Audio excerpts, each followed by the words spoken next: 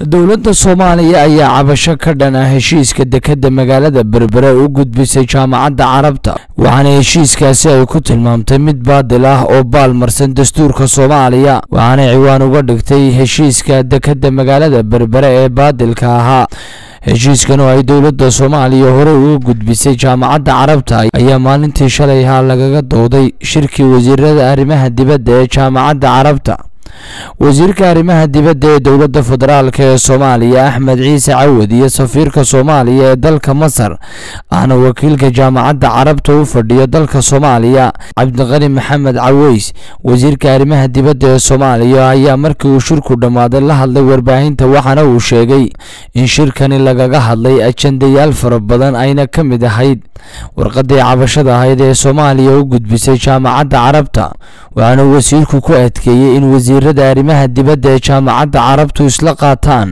in madax banaanida Soomaaliya ay tahay mid madax banaan ayna la qaataan go'aankan ay Soomaaliya ka qaadatay heshiiska dekedda magaalada Berbera ee wada galeen DP World iyo Somaliland dhanka kale safiirka Soomaaliya oo u fadhiya dalka Masar ayaa isna sheegay in madax banaanida Soomaaliya tahay mid lama taabtaana dowladda federaalka ee Soomaaliya ayaa ka hortimid heshiiska dekedda magaalada Berbera waxaana ra'iisul wasaaraha Soomaaliya sheegay cidii danaynaysa maalgashiga Soomaaliya waa in ay marka koowaad soo martaa dowladda federaalka ee Soomaaliya ra'iisul wasaaraha Soomaaliya Xasan Cali Khayre ayaa xilliga uu dhacay heshiiskani waxa uu ku sugnaa magaalada Dubai kamanaanu hadal heshiiskani ra'iisul wasaaraha Soomaaliya ma uu sheegin inuu arrinkani kala hadlay dowladda Imaaraadka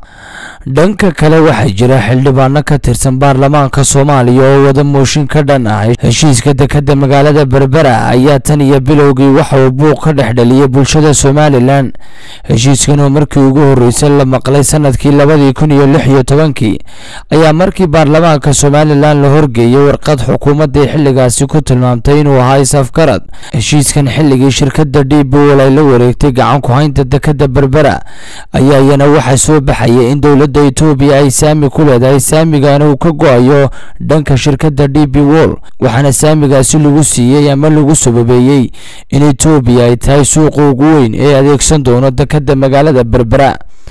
wasiirka umuraha dibadda ee Somaliland Dr. Saad Cali Shire iyo safiirka Somaliland u fadhiya dalka Imaaraadka oo ahaa labada mas'uul ee lafdhabarta u ah heshiiskani ayaan la bedelin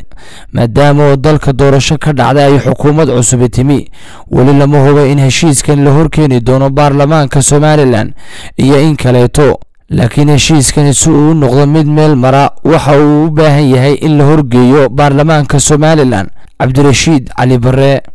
Sab TV Hargeysa